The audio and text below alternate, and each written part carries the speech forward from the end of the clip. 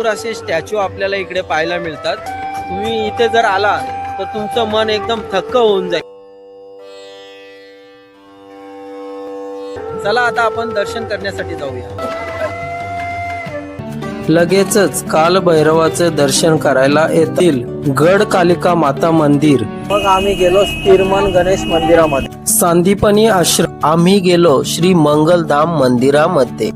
भर्तृहरी गुफा भारत मातेचं हे मंदिर। उज्जैनचे श्री महाकालेश्वर मंदिर हे मध्य प्रदेशातील शिप्रा नदीच्या काठी वसलेले भगवान शिवशंकराचे पवित्र तीर्थक्षेत्र आहे। महाकालेश्वर हे ज्योतिर्लिंग 12 ज्योतिर्लिंगांपैकी एक असून हे स्वयंभू स्वयंप्रकट दक्षिणमुखी शिवलिंग आहे। ज्यांना काळाचे काल महाकाल असे म्हटले जाते त्या महाकालांची प्रतिमा या शिवलिंगावर कोरलेली आहे। नमस्कार मित्रांनो, मिस्टर DS या यूट्यूब चॅनलच्या नवीन व्हिडिओमध्ये आपलं सहर्ष स्वागत आहे। मित्रांनो, आजच्या व्हिडिओमध्ये मी तुम्हाला मध्य प्रदेशमध्ये असणारं 12 ज्योतिर्लिंगांपैकी एक मंदिर म्हणजेच उज्जैन महाकाल मंदिर या मंदिराचं दर्शन घडवणार आहे। बघा, हे इकडे समोर हा मंदिराचा एंट्रन्स आहे आणि त्याच्यानंतर तुम्ही जर इकडे बघितलं तर हा रस्ता इकडनं उज्जैन स्टेशन कडून येतो। उज्जैन स्टेशन पासून महाकाल मंदिर हे 1 किलोमीटर अंतरावर आहे। आणि तुम्हाला जर महाराष्ट्रातून या ठिकाणी यायचं असेल तर आपल्या मुंबईमधून साधारण 6 ट्रेन इकडे उज्जैन किंवा इंदोरसाठी येत असतात। याच्यामध्ये 2 ट्रेन ह्या डेली असतात। त्याच्यामधली 2 इंदोर एक्सप्रेस ही पुण्यावरून सुटणारी गाडी ही डेली असते। त्याच्यानंतर अवंतिका एक्सप्रेस ही सुद्धा गाडी डेली असते आणि बाकीच्या गाड्या ह्या प्रत्येक दिवसाआड असतात। तर या गाड्यांनी तुम्ही उज्जैन या स्टेशन पर्यंत येऊ शकता आणि त्यानंतर उज्जैन स्टेशन पासून मग इथे या उज्जैन महाकाल मंदिरापर्यंत येऊ शकता आणि पुढे मग आपल्या या उज्जैन महाकाल मंदिराचं दर्शन घेऊ शकता। तर आता मी तुम्हाला मंदिराच्या परिसरातलं आणि मंदिरातलं कसं दृश्य आहे ते मी तुम्हाला या व्हिडिओच्या माध्यमातून दाखवणार आहे। आजचा हा व्हिडिओ जर का तुम्हाला आवडला तर या व्हिडिओला लाईक करा। त्याचप्रमाणे आपल्या चॅनलवर नवीन असाल तर आपल्या चॅनलला सबस्क्राईब करा। उज्जैन महाकाल मंदिरात दर्शन घेण्यासाठी जात असताना या कॉरिडॉर परिसरात आपल्याला अनेक देवी देवतांचे तसेच भगवान शंकराचे विविध स्वरूपातील पुतळे पाहायला मिळतात। आता आपण ते एक एक करून पाहत जाणार आहोत।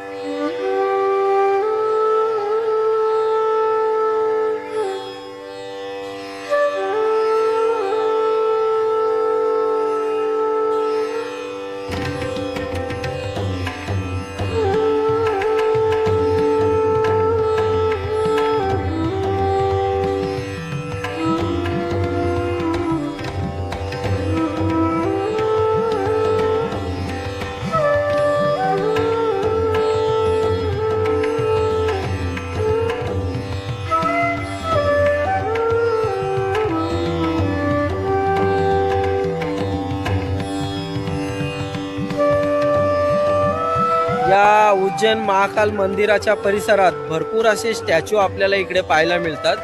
हा इकडे भगवान शंकरांचा मोठा असा स्टॅच्यू आपल्याला इथे पाहायला मिळतो।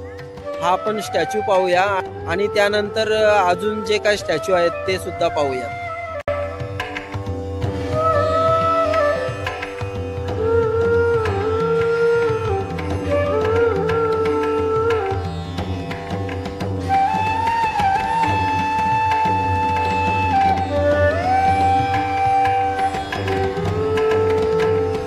तर मित्रांनो बघा, या उज्जैन महाकाल मंदिर परिसरात एवढं भारी फिरण्यासारख्या जागा आहेत आणि एवढं भारी भारी पाहण्यासारखं आहे। तुम्ही इथे जर आला तर तुमचं मन एकदम थक्क होऊन जाईल। तर आता बघा, मी ज्या ठिकाणी उभा आहे त्या ठिकाणी असं हे गुफे टाईप केलेलं आहे। हे सगळं लोखंडाचे पाईप लावून अशी गुफे टाईप बनवलेलं इथे आहे। त्याच्यावर अशी ही झाडं लावलेली आहेत आणि पाहायला एकदम भारी वाटतंय। हे बघा, आणि इकडे मागे हा एक भगवान शंकरांचा स्टॅच्यू आहे। बघूया आता आपण तो कसा आहे तो।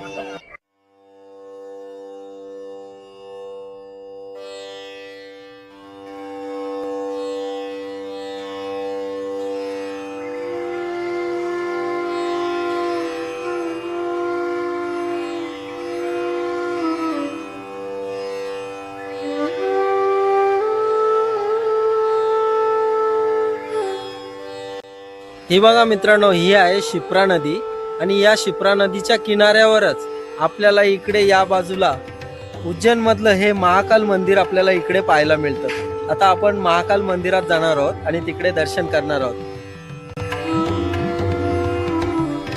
तर मित्रांनो, हे बघा इकडे हे लिहिलंय आदेश महाकाल म्हणून. तर हा आहे या उज्जैन महाकाल मंदिराचा एंट्रन्स. आता आपल्याला इथून ही दर्शनाची भाविक भक्तांची रांग सुरू होताना दिसते. आता आपण या रांगेत उभं राहून पुढे मग तिथे जाऊन दर्शन करणार आहोत. आतमध्ये कॅमेरा अलाव आहे की नाही माहित नाही. कॅमेरा अलाव नसेल तर आपण व्हिडिओ काढणार नाही आणि कॅमेरामध्ये जर व्हिडिओ काढून दिलं तर आपण थोडाफार व्हिडिओ घेण्याचा प्रयत्न करणार आहोत. चला आता आपण दर्शन करण्यासाठी जाऊया. मित्रांनो, मंदिराच्या आवारात तसेच मंदिराच्या अगदी जवळ आल्यानंतर फोटोग्राफी व्हिडिओग्राफी करण्यास बंदी आहे. त्यामुळे या ठिकाणी कॅमेरे दिसल्यास जप्त करतात. जेव्हा मी मंदिराच्या गाभाऱ्यापाशी पोहोचलो तेव्हा संध्याकाळची आरती चालू होती. तेव्हा मी मोबाईलमध्ये गुपचूप हा व्हिडिओ रेकॉर्ड केला आहे, तो तुम्ही पहा. यात महाकाल यांचं शिवलिंग आपल्याला दिसत आहे. उज्जैनमधील या महाकालेश्वर मंदिरात महाकालाचं दर्शन झाल्याच्या नंतर मग मी मंदिराच्या बाहेर पडलो आणि या मंदिराच्या बाजूलाच असणाऱ्या बडा गणेश मंदिरात दर्शन घेण्यासाठी गेलो. बडा गणेश मंदिर या मंदिरातील गणपती बाप्पाची मूर्ती सुबक, सुंदर आणि नावाप्रमाणेच मोठी आहे.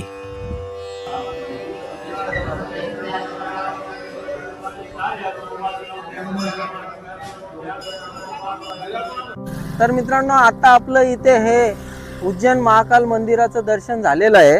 आता आपण या परिसरात अजून पण काही 6 मंदिरं फिरण्यासारखी आहेत. ती आता आपण फिरणार आहोत आणि तिथे काय काय पाहण्यासारखं आहे ते पाहणार आहोत. चला तर मग आता आपण ती मंदिरं पाहूया. उज्जैन मंदिर परिसरातली ती 6 मंदिरं फिरण्यासाठी आपल्याला रिक्षाने जावं लागतं. शहर के 5 मंदिर करवाते हैं, शहर के बाहर के, जैसे काल भैरव बाबा महाकाल के सेनापति है, उनके मंदिर के दर्शन करवाएंगे आपको. उसके बाद चलेंगे अपन शांतिपनी आश्रम, जहाँ कृष्ण भगवान सुदामा जी बलराम जी ने शिक्षा प्राप्त करी थी 64 दिन में 48. उसके बाद चलेंगे मंगलनाथ मंदिर. मंगलनाथ में पूरे विश्व में एक ही मंदिर है मंगलनाथ, जहाँ पर काल दोष, सर्प दोष, मंगल दोष, जो भी परेशानी दिक्कत रहती है वो वहाँ पर उसकी पूजा होती है. जो पूरे कर्क रेखा पे टिका हुआ है. उसके बाद चलेंगे गढ़कालिका माता, जहाँ पे शक्तिपीठ है, बढ़िया मंदिर है आनंद के साथ. और इष्टमन गणेश मंदिर राम जी की स्थापना करी थी. जय श्री महाकाल. और अपना ये किराया कितना बताओ? किराया अपना एक जने का 150 रुपया है, जिसमें अपन 5 मंदिर की पूरी यात्रा करा के जहाँ से बिठाया वहीं वापिस छोड़ के जाते हैं. उसमें शांतिपनी आश्रम सब आएगा. ठीक आहे. ओके, जय श्री महाकाल. ठीक आहे. तर बघा मित्रांनो, आपल्याला यांनी हे रिक्षाचे रेट सांगितलेले आहे. आता आपण पुढच्या पहिल्याच मंदिरात दर्शन करायला जात आहोत. सर्वात पहिलं आम्ही काल भैरव या मंदिरात दर्शन करण्यासाठी आलेलो आहोत. असं सांगितलं जातं की उज्जैन महाकाल मंदिरात दर्शन घेतल्यानंतर काल भैरवाचंही दर्शन घ्यावेच लागते. काल भैरवाचं दर्शन घेतल्याशिवाय आपलं उज्जैन महाकालचं दर्शन पूर्ण होत नाही. म्हणूनच लोक महाकालचं दर्शन घेतल्यानंतर लगेचच काल भैरवाचं दर्शन करायला येतात.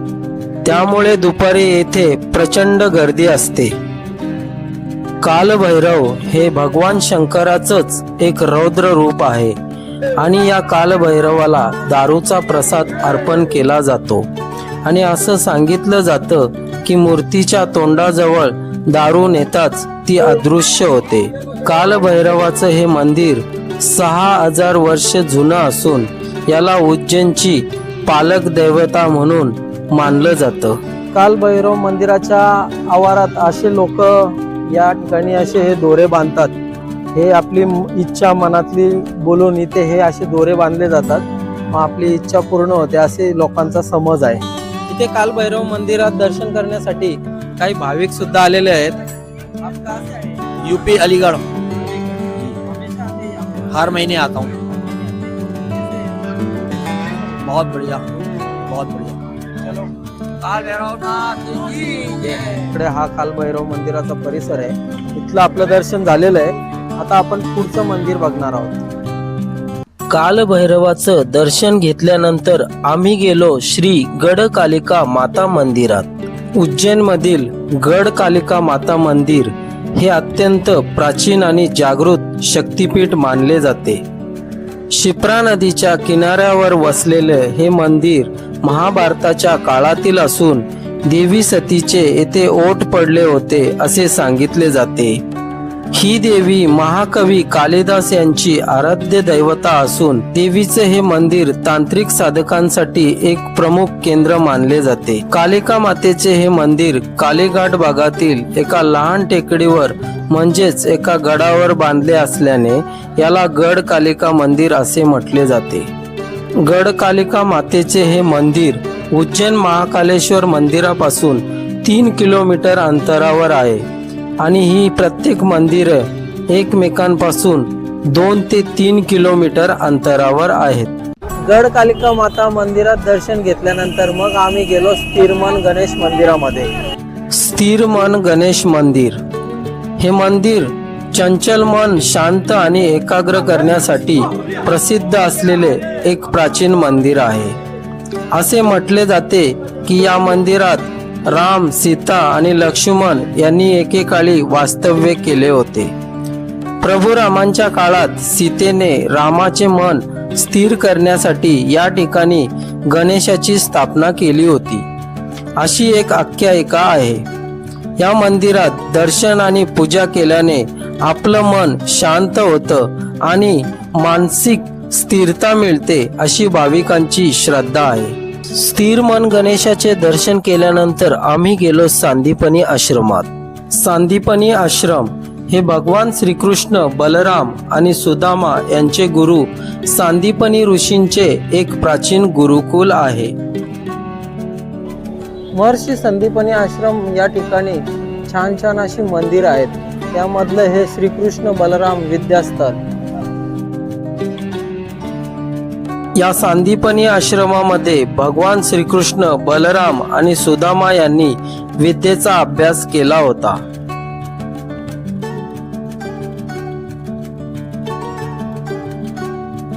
या आश्रमात श्रीकृष्णाने संदीपनी ऋषींकडून 64 दिवसात 64 कला, 4 दिवसात 4 वेद, 6 दिवसात 6 शास्त्रे, 16 दिवसात 16 विद्या, 18 दिवसात 18 पुराणे, 20 दिवसात गीतेचे ज्ञान, गुरुसेवा आणि गुरुदक्षिणा हे सर्व मिळून 64 दिवसात पूर्ण केले होते.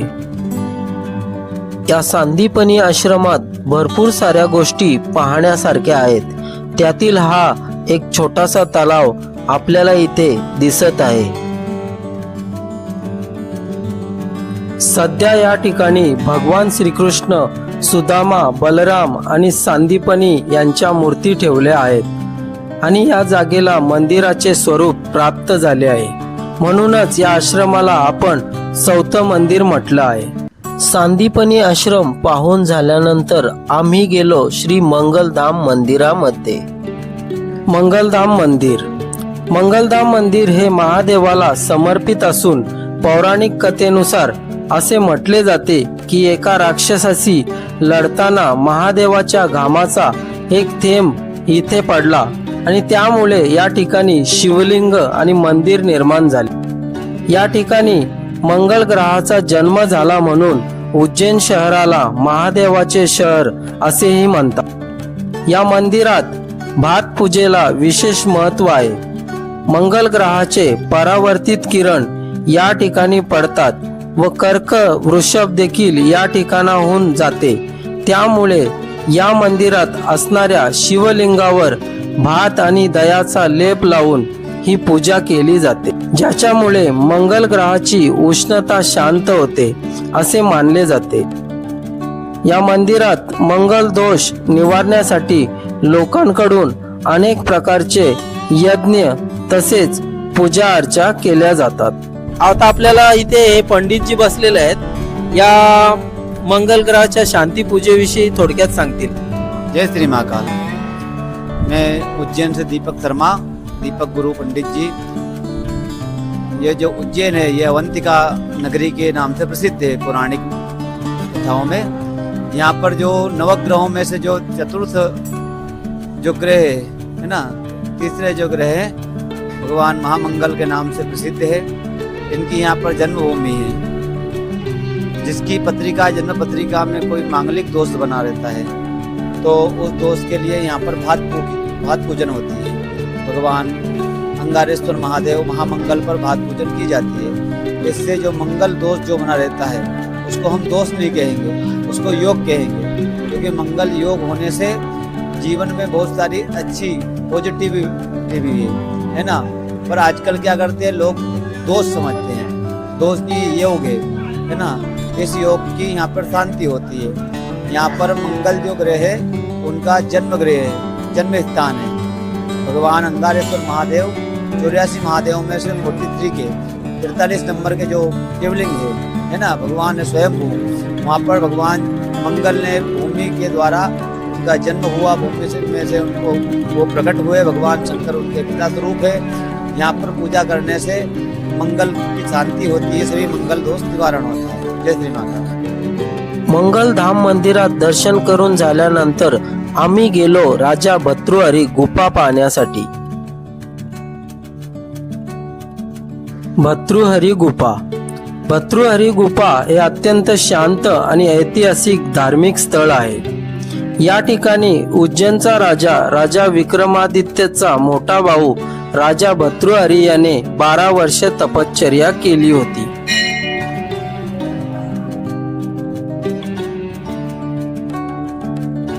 त्या प्रवेशद्वारातून थोडंसं पुढे आल्यानंतर आपल्याला इथे ही हनुमंताची छान अशी मूर्ती पाहायला मिळते।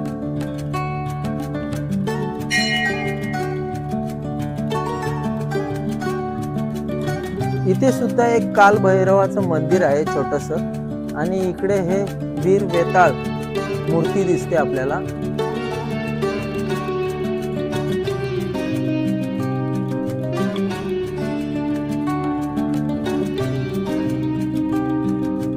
इथे आपल्याला ही गुफा नंबर 1 दिसते। इथे आता आपण आत जात आहोत। बघा अशा प्रकारच्या इकडे आपल्याला गुफा पाहायला मिळतात।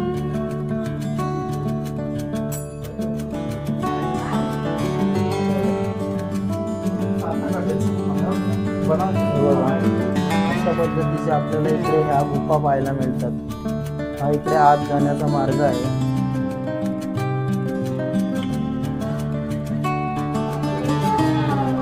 बघा या अशा पद्धतीच्या इकडे खाली सुद्धा गुफा आहेत। चारों धाम का रास्ता यहाँ से असं इथे लिहिलंय।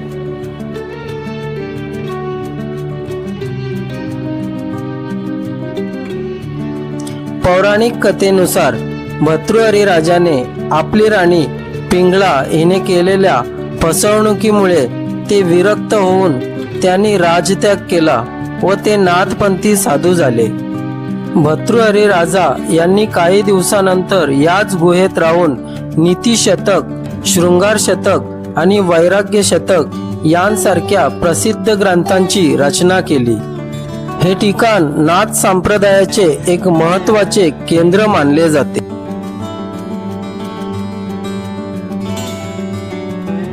आपल्याला इथे 2 नंबर गुफा दिसते। आता आपण आतमध्ये जाऊन बघतोय अजून इथे काय काय पाहायला मिळते।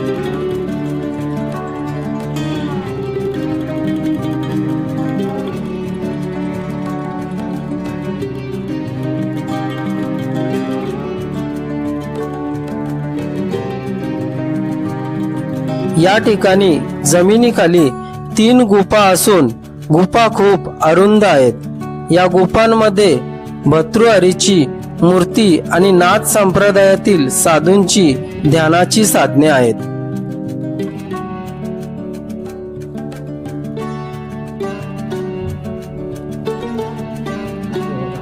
आतमध्ये आल्यानंतर आपल्याला इथे हे असं शिवलिंग पाहायला मिळते। छान असं शिवलिंग आहे।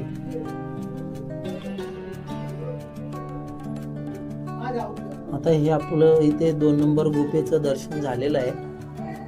गुफा नंबर 2च्या पुढे आल्यानंतर ही आहे गुफा नंबर 3। आपण पुढे जाऊन बघतोय इकडे काय काय पाहण्यासारखं आहे ते.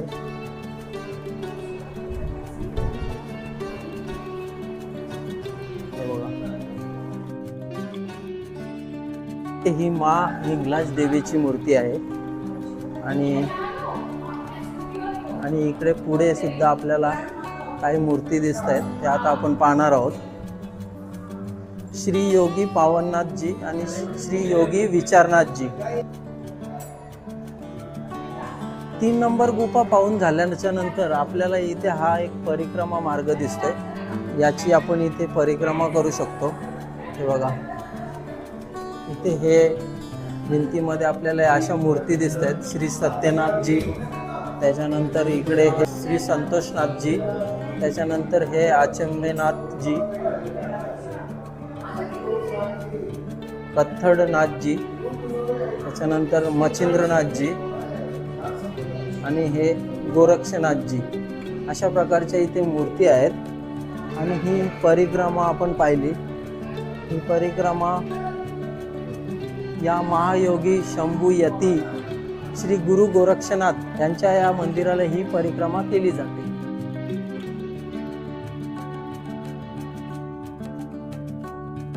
या गुफांच्या बाजूलाच भगवान शंकराची मूर्ती असलेले एक मंदिर सुद्धा आहे. या गुफांमध्ये हनुमंत तसेच शंकराचे शिवलिंग सुद्धा आहे. त्यामुळे या ठिकाणाला गुफा तसेच एक मंदिर सुद्धा म्हणता येईल. अशा पद्धतीने आपल्या या इथे सगळ्या गुफा पाहून झालेल्या आहेत. आता आपण एक शेवटचं मंदिर भारत माता मंदिर पाहणार आहोत. या बाजूला बघा महादेवांचा सुंदर असा स्टॅच्यू दिसतोय आणि हे इकडे आपल्याला हे भारत मातेचं मंदिर दिसतंय. आता आपण त्या मंदिरात जाणार आहोत. भारत मातेचं हे मंदिर उज्जैन महाकाल मंदिराच्या परिसरातच आहे.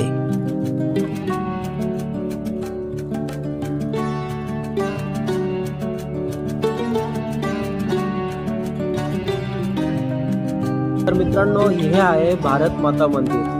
आता आपण आतमध्ये जाऊन पाहणार आहोत आतमध्ये कसं आहे ते.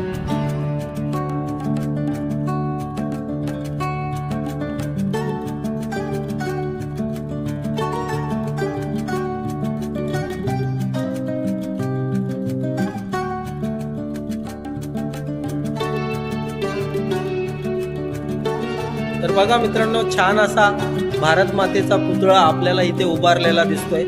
सुंदर असा पुतळा आहे, बघायला अतिशय सुंदर दिसतोय.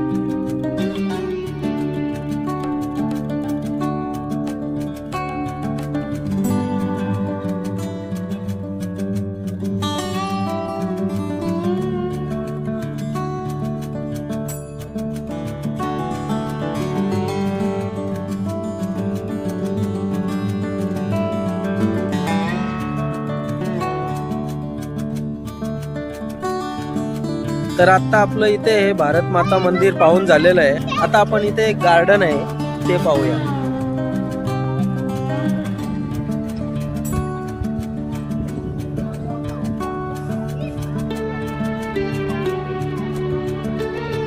या भारत माता मंदिर परिसरात छानसं असं इथे हे गार्डन आपल्याला पाहायला मिळतं. सुंदर असं गार्डन आहे हे आणि या परिसरात भरपूर असं फिरण्यासारखं आहे.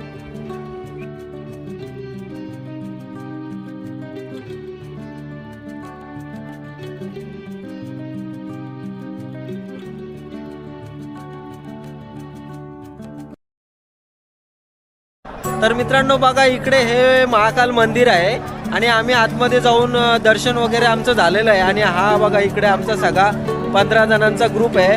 काही मेंबर थोडेसे पुढे गेलेले आहेत. आमचं सर्वांचं इथे दर्शन झालेलं आहे. आणि हे बघा, इकडे पण आमचे काही मेंबर आहेत. तर हा बघा आमचा हा मेंबर आहे समीर. समीर, तुला कसं वाटलं या ठिकाणी? छान वाटलं, इथलं खूप प्रसन्न वाटलं इकडे दर्शन करून. मित्रांनो, तुम्ही सर्वांनी पण इकडे दर्शनाला या, ते खूप प्रसन्न वाटतं आल्यावर. अरुण भाऊ, तुम्हाला काय बोलायचं? काय नाही, ते व्यवस्थित आहे एकदम आणि आनंदादायी वातावरण आहे इथे. आणि एकदम सुंदर. तुम्ही सर्वांनी इथे या आवश्यक आणि इथे या महाकालमध्ये येऊन तुम्ही दर्शनाचा लाभ घ्या. बस. हर हर महादेव, उज्जैन महाकाल की जय. तर मित्रांनो बघा, आम्ही तुम्हाला या व्हिडिओच्या माध्यमातून हे सगळं महाकाल मंदिराचं दर्शन घडवलं. त्याच्यानंतर आजूबाजूला ही काही 6 मंदिरं होती ती सुद्धा तुम्हाला दाखवली आणि खूप काही या ठिकाणी बघण्यासारखं आहे. तुम्ही सुद्धा येऊन या ठिकाणचा दर्शनाचा लाभ घ्या आणि इथे सर्व फिरण्याचा आनंद घ्या. आजचा व्हिडिओ आपण इथेच थांबवत आहोत. आजचा व्हिडिओ तुम्हाला कसा वाटला ते कमेंटमध्ये जरूर कळवा. आणि मी पुन्हा एकदा सांगतो, आपल्या चॅनलवर तुम्ही नवीन असाल तर आपल्या चॅनलला सबस्क्राईब करा, जेणेकरून तुम्हाला अशा प्रकारचे नवनवीन व्हिडिओ पाहायला मिळतील. भेटूया नेक्स्ट व्हिडिओमध्ये. तोपर्यंत सर्वांना जय हिंद, जय महाराष्ट्र, जय भारत. जय भारत.